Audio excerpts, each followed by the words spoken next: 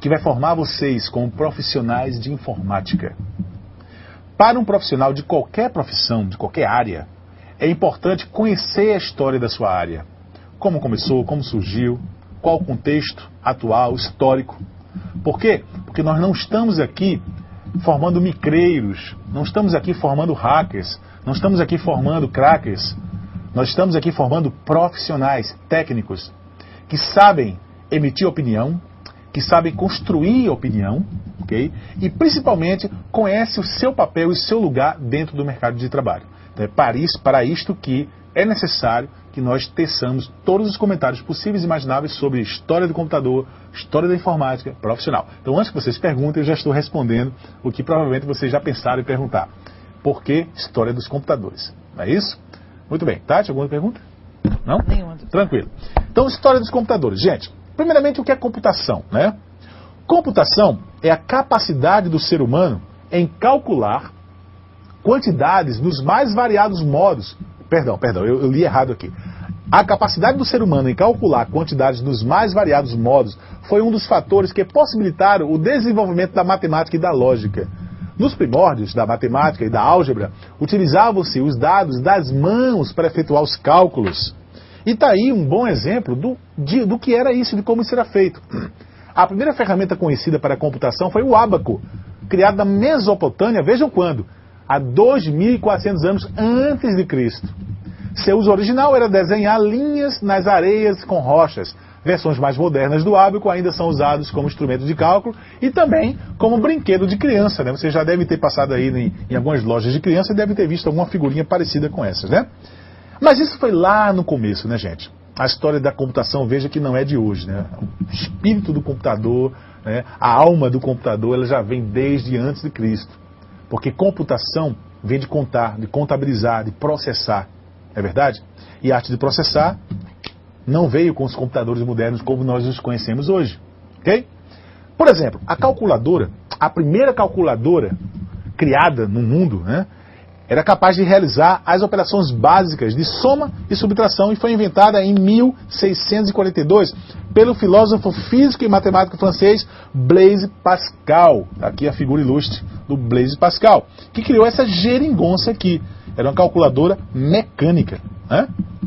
O brilhante matemático de inglês Charles Babbage, em 26 de dezembro de 1791, né, até 18 de outubro de 1871, foi o período que ele viveu, ok? É conhecido como o pai do computador. Babbage projetou o chamado calculador analítico, muito próximo da concepção de um computador atual. Em 1801, na França, durante a Revolução Industrial, Joseph-Marie Jacquard, mecânico francês, inventou um tear mecânico controlado por grandes cartões perfurados. Billy, essa história me comove um pouco, porque eu sou da época, né? Eu sou profissional, hoje não sou mais profissional de informática, né? Mas fui durante 20 anos profissional de informática. E na minha época, quando eu comecei a estudar informática, ainda existiam os velhos perfuradores de cartão. Já pensou? Pois é. O meu primeiro programa em COBOL, que eu consegui compilar num computador de grande porte, foi na Universidade Federal. Eu fiz um programa que tinha mais ou menos 1000 cartões. Cada cartão era uma linha. Eu colocava isso numa perfuradora, numa leitora de cartões, e cada cartão ele lia, colocava na memória e processava. Lia outro, colocava na memória e processava. Veja que coisa mais artesanal, né? E um dia eu estava passeando lá na universidade, e eu levei um escorregão com todos os cartões na mão. O resultado, eles caíram no chão, não tem número de página.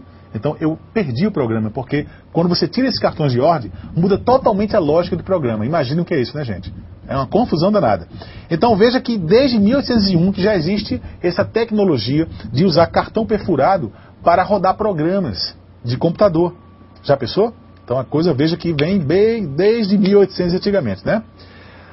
Ainda na Revolução Industrial, essa máquina era capaz de produzir tecidos com desenhos bonitos e intrincados, como tem essa figura aqui, né? A figura que mostra aí essa máquina, né, de Babbage, né, fazendo tecelagem automática. Imagina o que era isso, né? Então já na época, no século XVII, né, ou melhor, no século XIX, veja que já era possível você ter mecanismos automatizados na indústria. Então a automação industrial vem dessa época.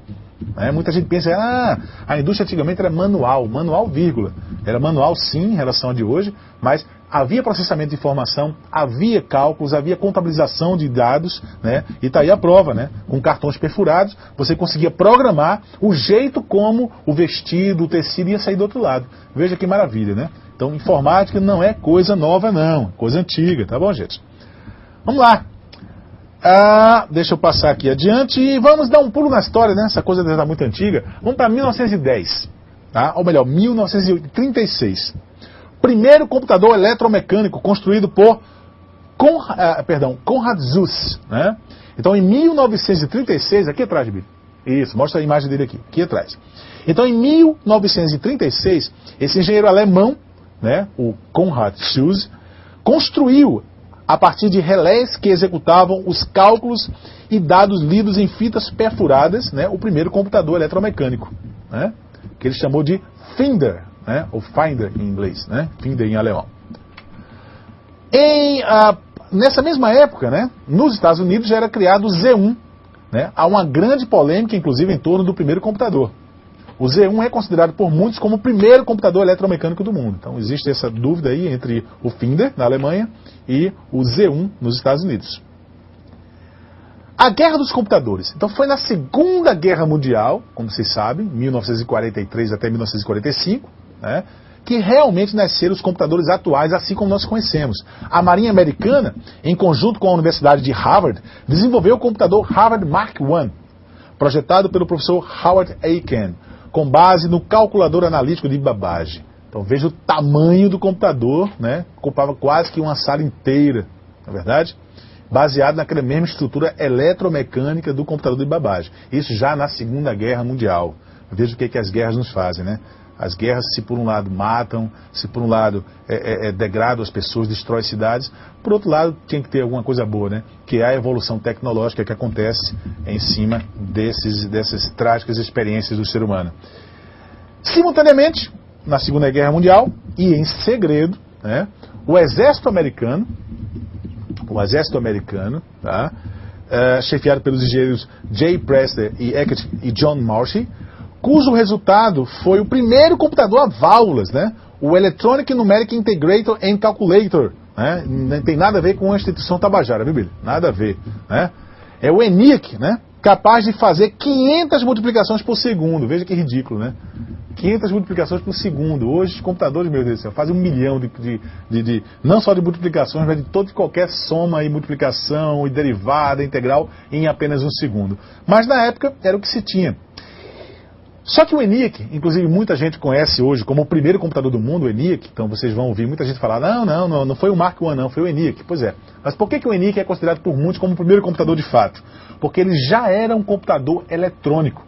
Então foi o primeiro computador eletrônico do mundo, que funcionava com base em eletricidade pura, não mecânica, mas condução de eletricidade.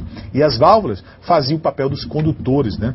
As chaves condutoras, né? Zeros e uns, construindo os famosos bytes que nós conhecemos hoje. Vamos dar um outro pulo na história, saímos do ENIAC e vamos para a década de 70. Aqui pertinho, coisa de 30, 40 anos atrás. Até o final dos anos 70, né, reinavam absolutos os mainframes, Billy. Isso. Computadores enormes, trancados em salas refrigeradas e operados apenas por alguns poucos privilegiados, né? Isso foi uma época que reinou no Brasil, inclusive, né, na década de 70, inclusive até parte da década de 80, né?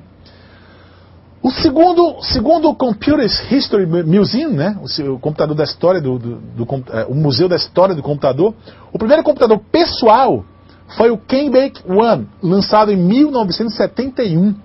Tinha 256 bytes de memória e custava apenas $750. Todavia não possuía CPU e era, como outros sistemas desta época, projetado para uso educativo. Está aí a cara do nosso amigo Kenbake One. Só em 75 que surge o Altair 8800, um computador pessoal baseado na CPU Intel 8080. Ok? Tá aí a carinha do computador. Parece um amplificador de som, né? E, finalmente, né, finalzinho da década de 70, início da década de 80. Entre os primeiros usuários estava o calouro da Universidade de Harvard, Bill Gates. Vocês conhecem já essa figura aqui, né? Com certeza. E o jovem programador Paul Allen, que juntos desenvolveram uma versão da linguagem BASIC para o Altair, né? Então veja que já se começava a projetar, arquitetar na cabeça do Bill Gates o químico do mundo, né? A Microsoft. E por falar em Microsoft, pouco tempo depois, né, a dupla resolveu mudar o rumo de suas carreiras e criar uma empresa chamada Microsoft. Nos anos seguintes surgiram dezenas de novos